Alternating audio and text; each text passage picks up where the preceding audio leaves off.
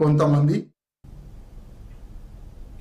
భద్రాద్రి జిల్లా కొత్తగూడెంలో భారీగా మావోయిస్టులు లొంగిపోయారు. ఆపరేషన్ చేయూత కార్యక్రమంలో భాగంగా ఐజీ చంద్రశేఖర్ రెడ్డి ఎదుట 64 మంది దళ సభ్యులు లొంగిపోయారు. వారిలో 16 మంది మహిళలున్నారు. అందులో మెంబర్ కూడా ఉన్నారు. అయితే లొంగిపోయిన 64 మంది మావోయిస్టులకు పోలీసులు 25,000 నగదు బహుమతి అందించినట్లు తెలుస్తోంది. మీడియాకు వివరాలు జిల్లా ఎస్పీ రోహిత్ రాజ్ వెల్లడించారు. లొంగిపోయిన వారంతా బీజాపూర్, సుక్మా జిల్లాల దళ సభ్యులని తెలియజేశారు. గత 3 నెలలుగా 122 మంది మావోయిస్టులు లొంగిపోయినట్లు వెల్లడించారు.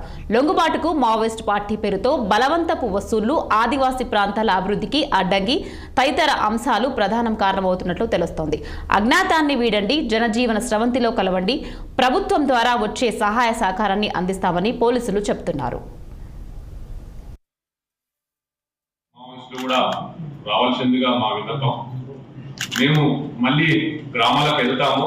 మేము సంయుక్తంగా మా పోలీస్ సిబ్బంది అందరం మేము గ్రామాలకు వెళ్తాము, ప్రజలతో మాట్లాడతాము, అభివృద్ధిలో పాల్గొంటాము. గ్రామాలు కూడా అభివృద్ధి చెందే విధంగా మా వంతు కృషి చేస్తాము. చేసి ఈ అజ్ఞాతంలో ఉన్న మావోయిస్టు కుటుంబ సభ్యులతో మేము అందరితో మేము విజ్ఞప్తి చేస్తాము. ఈ హింసా మార్గాన్ని వీడి వచ్చేయవలసిందిగా కోరుతున్నాము. తప్పకుండా ఇంకా ఇట్లానే కంటిన్యూ చేస్తాము. ఇంకా మేము మా ఉద్దేశం ప్రశాంతంగా ఇలా ఉన్న వాళ్ళందరినీ ఉద్యమాన్ని వదిలేసి వస్తే మా వంతు కృషి చేసి తప్పకుండా మేము ఈ మిగిలిన ఈ అజ్ఞాతంలో ఉన్న వాళ్ళకు కూడా మేము సహాయం చేయడానికి రెడీగా ఉన్నాము. ఈ దిశగా